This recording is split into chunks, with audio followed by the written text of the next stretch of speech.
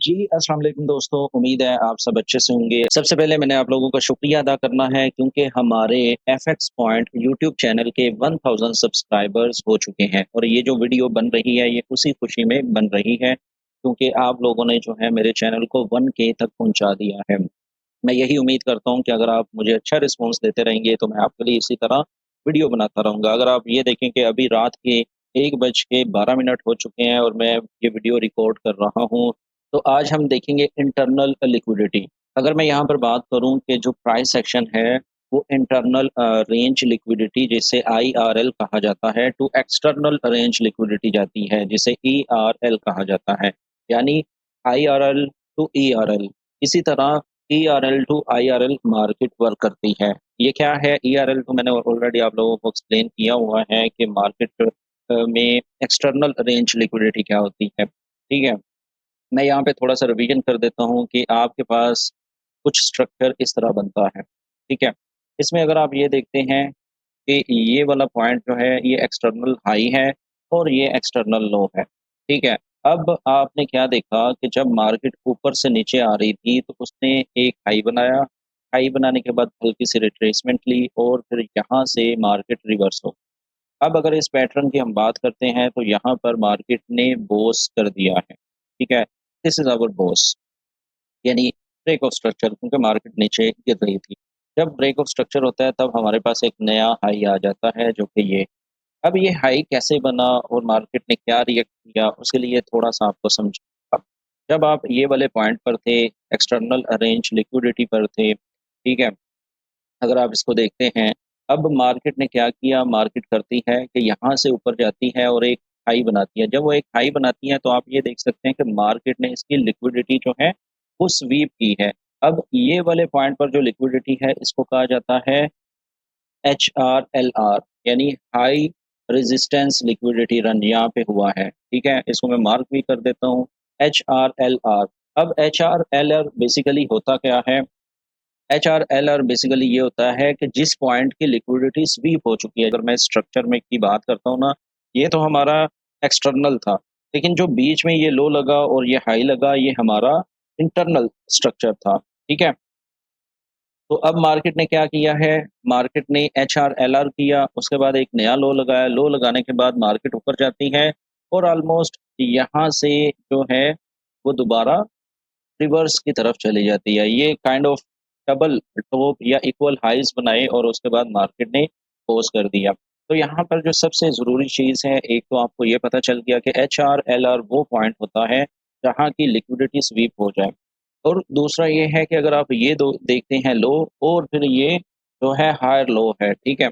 अब इसको क्या कहेंगे? यहाँ पे तो लिक्विडिटी मार्केट ने नहीं ली, ठीक है? इसको हम कहेंगे एलआर, ये बेसिकली था एलआर, ठीक है?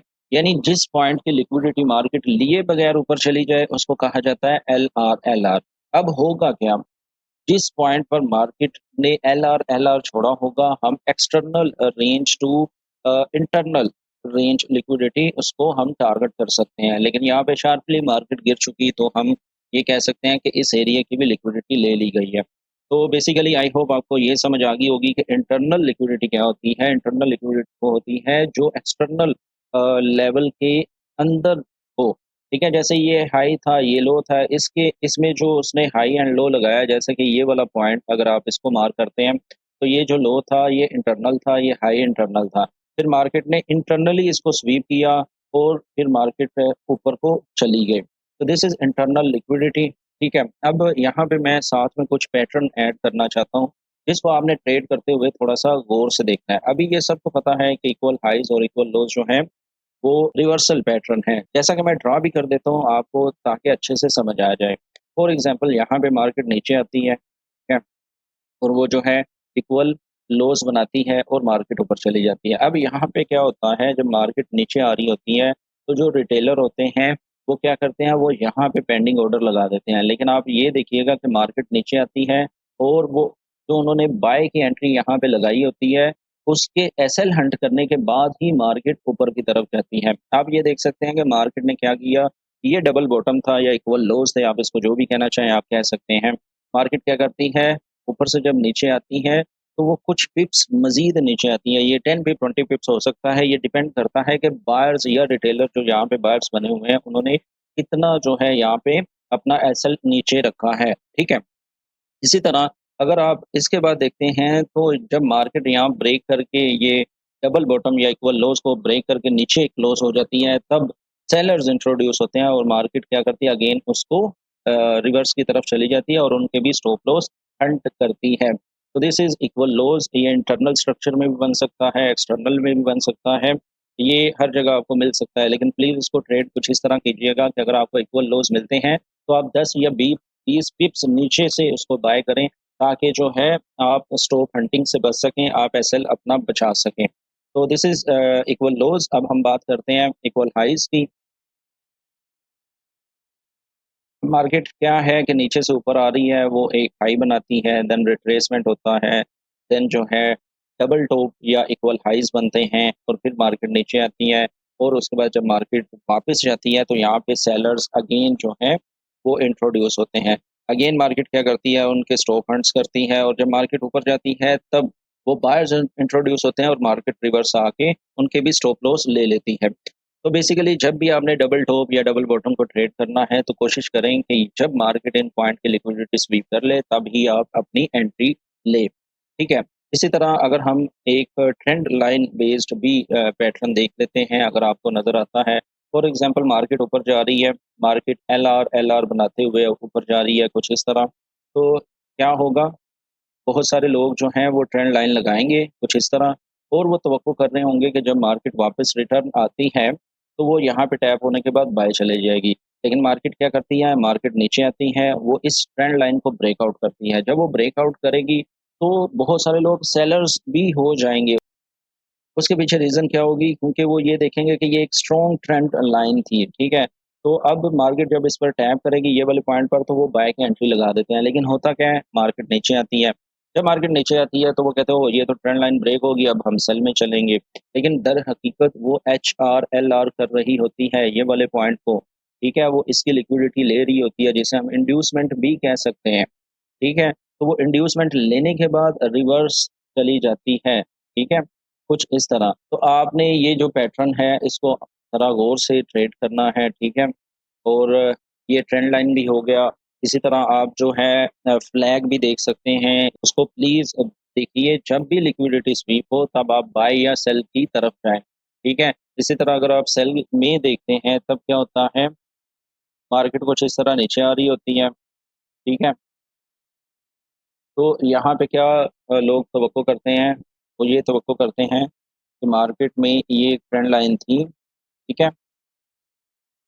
कुछ इस तरह। तो अब ये जो पॉइंट है यहाँ पे वो सेल ले लेते हैं, लेकिन मार्केट क्या करती है, मार्केट ऊपर जाती है और सेलर्स को वॉश आउट करती है, उनके स्टॉप हंट्स करती है और उसके बाद जो है मार्केट नीचे को आती है। तो बेसिकली ये सारी चीज़ें बताने का या समझाने का मकसद ये है कि जब भी आपने ट्रेड करनी है, तो आपने एचआर, एलआर को मद्देनज़र रखना है। जब मार्केट लिक्विडिटी किसी पॉइंट की ले ले, उसके बाद ही आपने अपनी एंट्री को डिज़ाइन करना है। अब मैं आपको एक छोटी-सी मिसाल देता हूँ कि ये देखें, ये एचआर, एलआर हो चुका है, मार्केट ऊपर गई। अब फॉर एग्ज़ाम्पल आपके पास यहाँ पे कोई पॉइंट है जहाँ पे लिक्विडिटी स्वीप हो चुकी है, ठीक है? और मार्केट ने रिवर्स आना है। अब आप टारगेट किसको करेंगे? आप किस पॉइंट को टारगेट करेंगे? आप ये वाले पॉइंट को टारगेट करेंगे क्योंकि ये वाले पॉइंट की लिक्विडिटी अभी तक नहीं ली गई। ये लो रेजिस्टेंस लिक्विडिटी थी, इसलिए जो है मार्केट दोबारा इसको लेने आ सकती है। तो जब वो इसको लेगी तब आप रिवर्स की ट्रेड कर सकते हैं।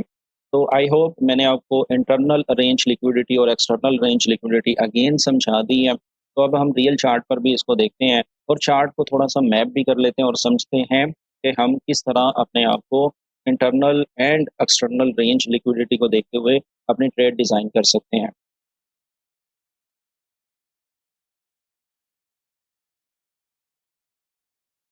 तो दोस्तों आप ये देख सकते हैं, ये जो है गोल्ड का चार्ट है, 30 मिनट्स टाइम फ्रेम है। मैंने एक्सटर्नल स्ट्रक्चर को मार्क करके रखा हुआ है। आप ये देखें कि मार्केट में ये हाई है और ये लो है, ठीक है?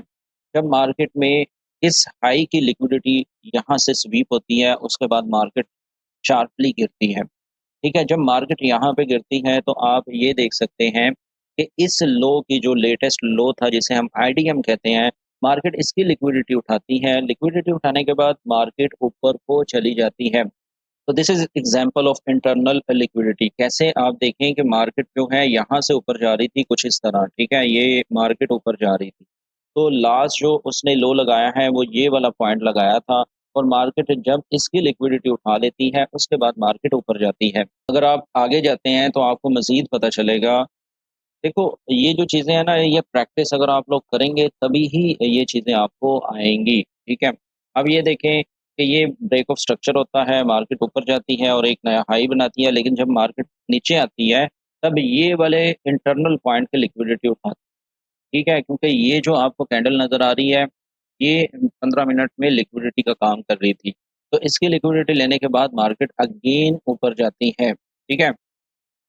हम कोई और मिसाल ले लेते हैं, जैसा कि आपको ये चीज़ नज़र आ रही होगी, ये वाले पॉइंट को, ठीक है? एक तो ये वाला पॉइंट आपको नज़र आ रहा है कि यहाँ पे लिक्विडिटी स्वीप की है मार्केट ने, देन मार्केट ऊपर गई है और एक आपको इंड्यूसमेंट नज़र आ रही है जो कि ये वाला पॉइंट बनता है, ठीक है? तो यहाँ पे भी मार्केट ने जो है इंड्यूसमेंट लेने के बाद ही ऊपर गई है। तो यहाँ पे 2 दफ़ा जब मार्केट ने लिक्विडिटी स्वीप की तब मार्केट ऊपर गई है।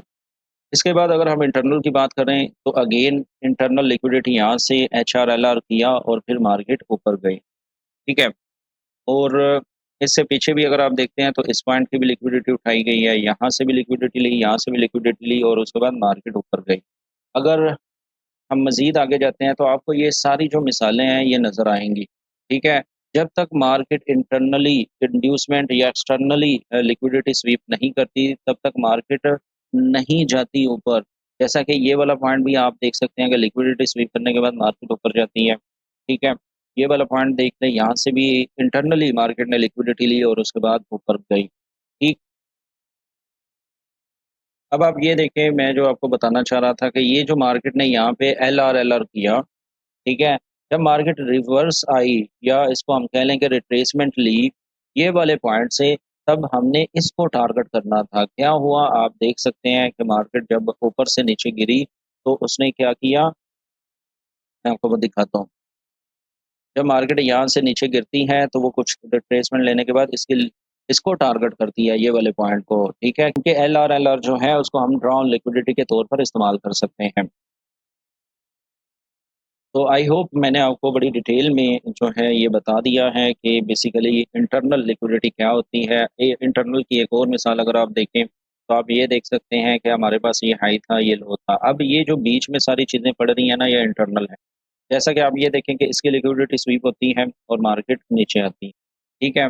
इसी तरह अगर हम ये वाले पॉइंट की लिक्विडिटी देखें तो उसके बाद मार्केट ऊपर जाती है। ठीक है, सेम सिनेरियो में यहाँ पे आप देख सकते हैं कि यहाँ पे अगेन लिक्विडिटी स्वीप होती है ये वाली और मार्केट ड्रॉप डाउन होती है, ठीक है?